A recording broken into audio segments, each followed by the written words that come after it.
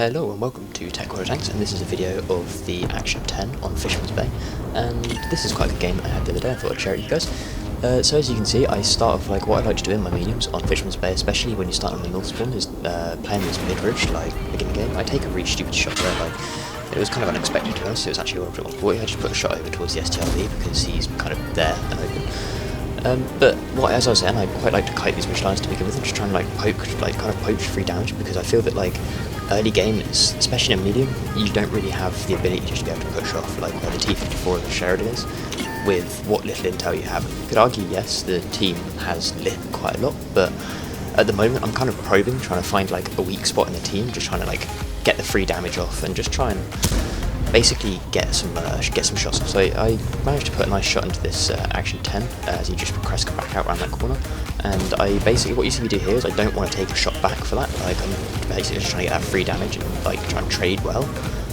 considering I've already taken one mini shot there, which wasn't very good before.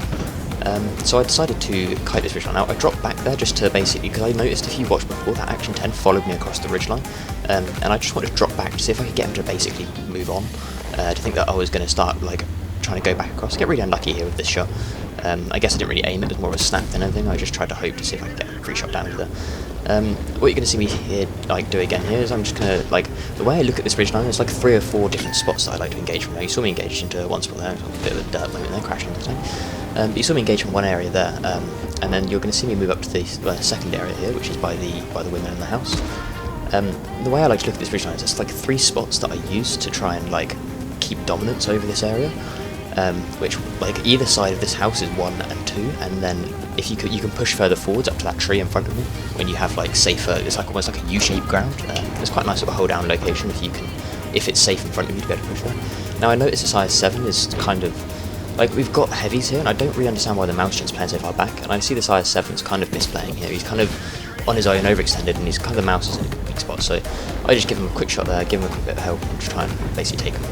But I put a shot in there into the IE. That was a really lucky shot. I didn't actually expect that to hit. Like, I didn't really have an outline, I just kind of hoped. Now I could have actually put a second shot in. This is a bit of a misplay here. You see there, I had the outline, and I go back towards him. I could have gone for a second shot now. He's just coming out from the other side of the building.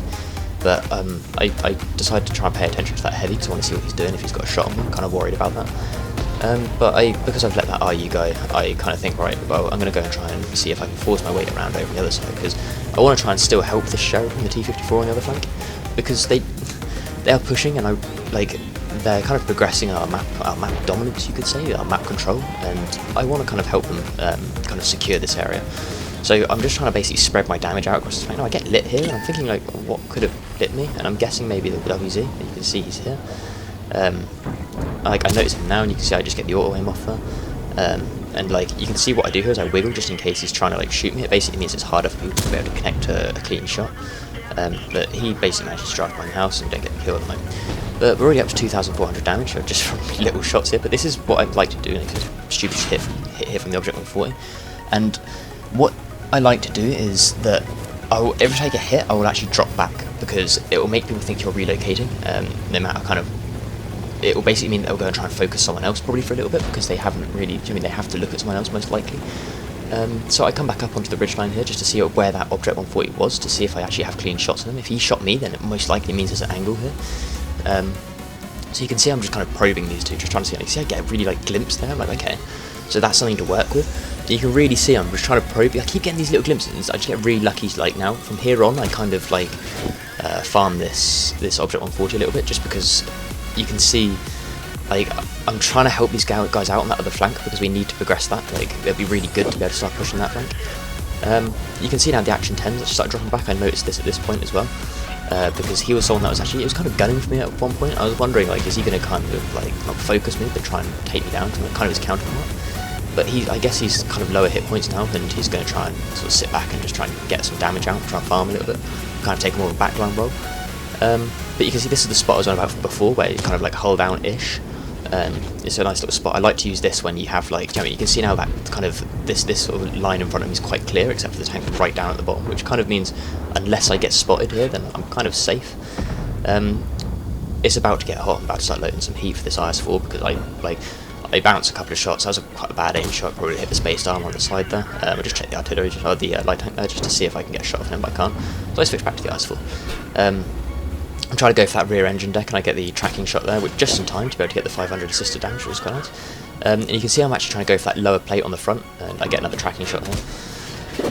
So this is where I start loading the heat to try and start penning that lower plate from distance, obviously because heat has no drop off and pen over distance, so there's more chance of me being able to pen over this.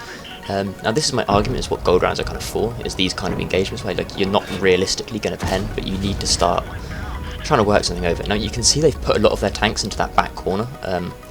Now this theoretically is good for us because it means we can work around and kind of sway the match even more, because we can work these guys over in the corner and basically try and cause what I call a mismatch in the team, where you, like at the moment we're at 4-2 advantage, so that's kind of mismatched already, but we're trying to take those tanks, those guns out of the game to try and mismatch the teams, to try and basically make it easier for us. And that's kind of how I try to play, is like kills and kill securing good, but if you can spread damage and help your team out to try and kind of help them get the kills as well, that to me is more important than trying to... Now you see I get lit there actually, that's quite an interesting light. Now that probably would have been the object 140 that lit me there.